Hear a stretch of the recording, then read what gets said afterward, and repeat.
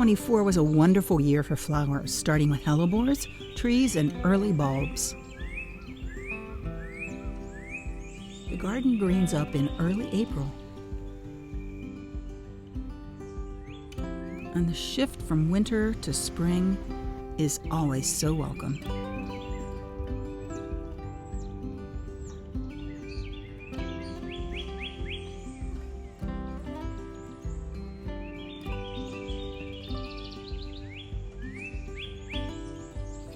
Pixie definitely has spring fever.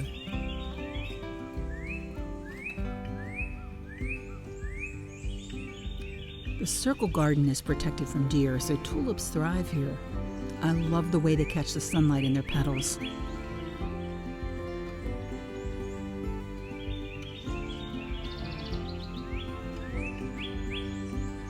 The grape and lemonade bed, filled with purple, blue, and yellow, is chock full of blooms in the spring. In early May, purple flowers take over for a color contrast. The clematis and geraniums, the alliums and the lilacs, they all stand out from the golden arborvitae. Iris bloom at the same time, several kinds of native iris, along with peach and blue Siberian and bearded iris. I love combining them with other flowers and foliage colors that make the most of their beauty.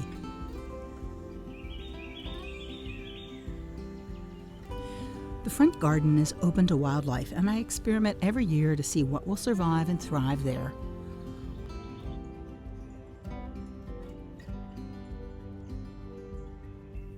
By late May, the circle gardens are full to overflowing with flowering shrubs, alliums, roses, and peonies. The arch over the entrance is covered in pink roses with yellow centers and a single peony that matches the colors. The borders are filled with roses and clematis. One of my favorites is Rose de Recht, an old-fashioned bloom with a heavenly scent. New to me this year is the Martagon lily, Fairy Morning. It was so delicate and it just sparkled in the morning light.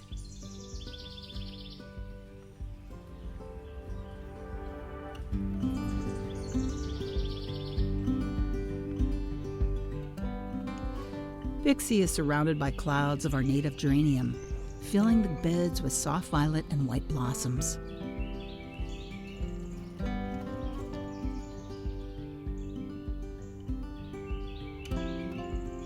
The hillside fills with yellow foxglove and our native primrose, attracting pollinators and showing off the new gate to the garden.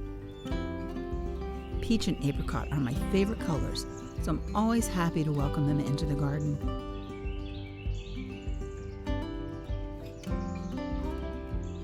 Daylily season starts in late June. It's a color party with these plants.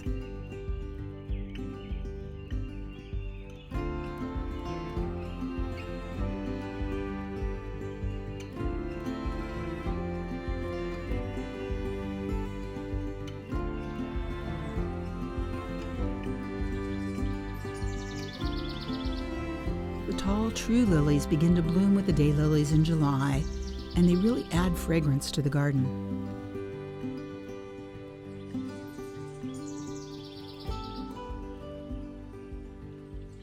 The plum and pewter bed is surrounded by a row of hydrangea Annabelle, while the oak leaf hydrangea nearby serves up a feast for the pollinators.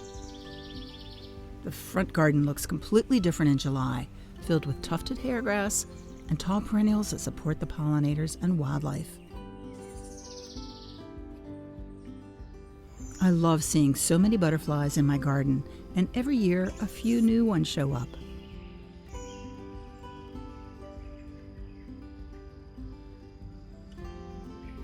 I was lucky to catch the caterpillars on the flat parsley planted just for them. Pixie and her buddy Bernadette love hanging out in the treetop bistro. It's a peaceful place filled with colorful flowers.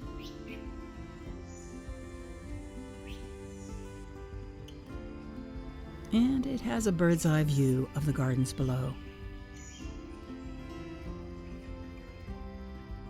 The hummingbirds stayed here until early October this year and visited the salvia and agastache on the deck every day.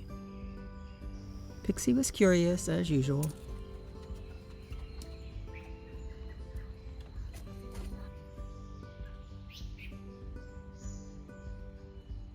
The leaves are falling. Autumn is here.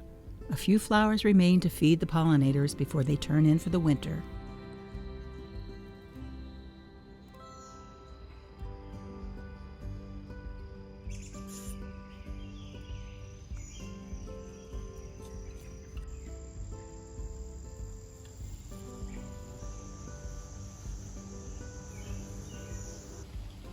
Bloom season is over until next year, with one last rose to remember until spring returns.